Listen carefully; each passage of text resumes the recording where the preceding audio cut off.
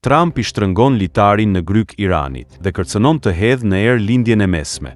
Lindja e mesme duket përsëri si një fuqi baruti në prag të shpërthimit. Me 10 fluturime po shkojnë drejt Iranit nga forcat amerikane. Kërcënimi i një sulmi amerikan ndaj Iranit nuk është më një skenar teorik apo fantazi gazetareske. Është një sekret i rrezikshëm që qëndron pezull mbi brigjet e zjarrta të gjirit persik. Një numër kaq i madh forcash ushtarake nuk mund të përqendrohen rreth Iranit për të ushtruar vetëm presion. Pa dyshim që do të ketë përplasje.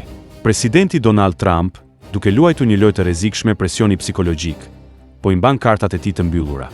Ndërsa forcat ushtarake amerikane marrin pozicione për një sulm të mundshëm të parë, duke krijuar një klim pasigurie dhe frike. Gjatë një fluturimi në Air Force One, Trump u paraqit si një udhëheqës i vendosur për të ndërmarrë hapin tjetër, por duke shijuar pasigurinë që u shkakton kundërshtarëve të tij. I pyetur nëse urdhri për sulmin ishte nënshkruar tashmë, ai u përgjigj me paqartësinë që e karakterizon në raste të tilla. Sigurisht që nuk mund t'ju them. Megjithatë, referenca e tij për anije të fuqishme dhe të tmerrshme që drejtohen drejt Iranit, të udhëhequra nga grupi i sulmit të aeroplanmbajtëses USS Abraham Lincoln, lë pak hapësirë për keqinterpretime. Washingtoni thotë se është gati për negociata, por me tytën e topit të mbështetur në tempullin e Teheranit, duket se diplomacia ka dështuar. Raportet sekrete zbulojnë se Pentagoni ka nisur një operacion të gjerë për forcimin në rajon. Bateritë THAAD dhe Patriot janë zhvendosur në bazat ushtarake në Jordani, Kuwait, Bahrein dhe Katar, duke dërguar një mesazh se konflikti tani konsiderohet i pashmangshëm. Zyrtarët amerikanë pranojnë se një sulm ndaj Iranit do të shkaktonte një breshë raketash balistike në shenjë hakmarrjeje. Suzan Meloney paralajmëron se Teherani do të shfrytëzojë të gjitha forcat e tij të disponueshme, duke mobilizuar aleatët dhe përfaqësuesit, nga Houthit në Yemen, deri te milicit shite në Irak dhe Siri, duke shndërruar të gjithë rajonin në një fushë betejë termonukleare.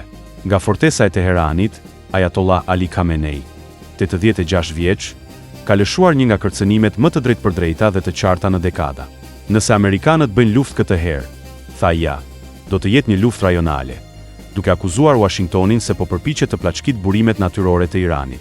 Në të njëjtën kohë, Khamenei është dukur i pamëshirshëm, duke i përshkruar protestat e fundit të përgjakshme si një grush shteti që u shtyp me grush të hekur. Në një veprim që pret çdo urë me perëndimin, Teherani tani akuzon të gjitha ushtritë europiane si organizata terroriste. Në zemër të kësaj situate kaotike, aleatët e Shteteve të Bashkuara në gjirin persik po përpiqen të ruajnë ekuilibrin.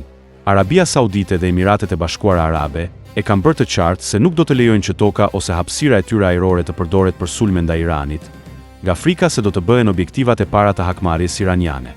Vendosja e sistemeve THAAD nga Shtetet e Bashkuara, një veprim jashtëzakonisht i kushtueshëm, tregon se Pentagoni e konsideron një përballje të pashmangshme.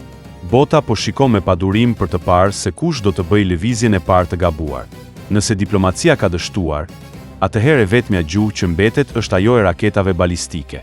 Të dielën, kryetari i parlamentit iranian, Mohammad Bagher Chalibaf, njoftoi se Republika Islamike tani konsideron të gjitha ushtritë e Bashkimit Evropian si organizata terroriste, në hakmarrje për përcaktimin e trupave të Gardës Revolucionare Islamike si një organizatë terroriste. Ndërkohë, Teherani po përgatit ushtrime ushtarake me armë zjarri në ngushticën e Hormuzit, një nga pikat më strategjike në planet, përmes së cilës kalon rreth 1/5 e tregtisë botërore të naftës.